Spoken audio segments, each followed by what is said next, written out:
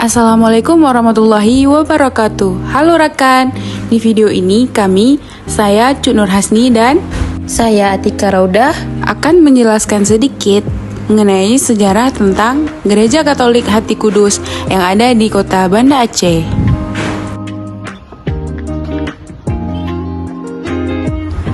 Gereja Katolik Hati Kudus sudah berdiri sejak tahun 1926. Menurut literasi yang telah kami baca, Gereja Katolik ini didirikan untuk memenuhi kebutuhan kerohanian penjajah Belanda pada masa itu. Kami juga sempat mewawancarai seorang pastor dari Gereja Katolik Hati Kudus Banda Aceh. Menurut wawancara yang kami lakukan dengan Pastor Budi, Gereja Katolik ini dahulunya didirikan di kawasan Pelabuhan Ulele, dan Gereja Katolik Hati Kudus juga sempat dipindahkan ke Sabang. Karena menurut Pastor Budi, ada jejak gereja yang ada di kota Sabang. Pastor Budi juga menuturkan bahwa Gereja Katolik Hati Kudus ini ada tercatat dalam prasasti yang ada terdapat di dalam gereja, yang mana di prasasti itu tertulis tahun Gereja Katolik didirikan pertama kali oleh misionaris Belanda. Menurut sejarah, dia di sekitar Ulele. Iya, sekitar Pelabuhan Ulele sekarang.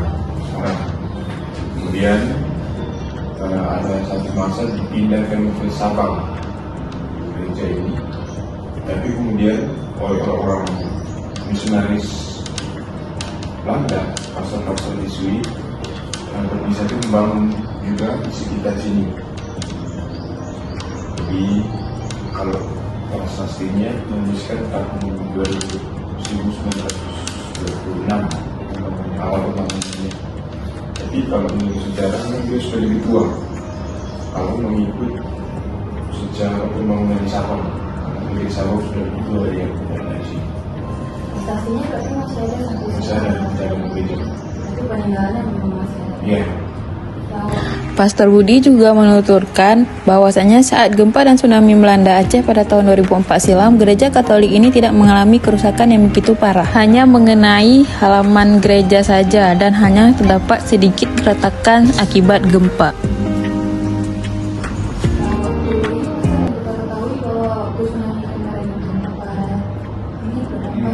Waktu tsunami, saya nggak pernah di sini, hanya kisah yang dibagikan saksi nyata, saksi hidup yang mengalami tsunami di sini, bahwa karena daerah sini lebih rendah, air juga masuk ke sini.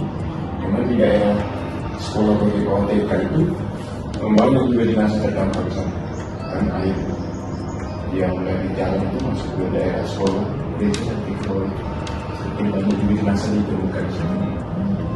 Kalau dampak gempanya memang ada retak tanah terlalu rusak juga sih. Pastor juga menuturkan bahwa bangunan gereja ini memiliki kemiripan seperti gereja yang dulu dibangun oleh misionaris Belanda.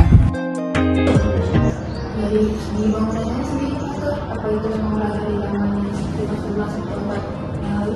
Menurut sejarah seperti itu, karena Dari dulu seperti ini. iya ada kemiripan dengan yang dibangun misionaris Yesuit, Serikat Yesuit, Serikat Yesus di daerah Padang.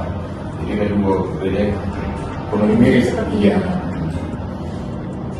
Untuk tsunami, memang dampak keretakan itu bangunan-bangunannya memang langsung ditanggung lagi dengan bagus, dan beberapa ahli datang dari Belanda untuk renovasi beberapa yang rusak.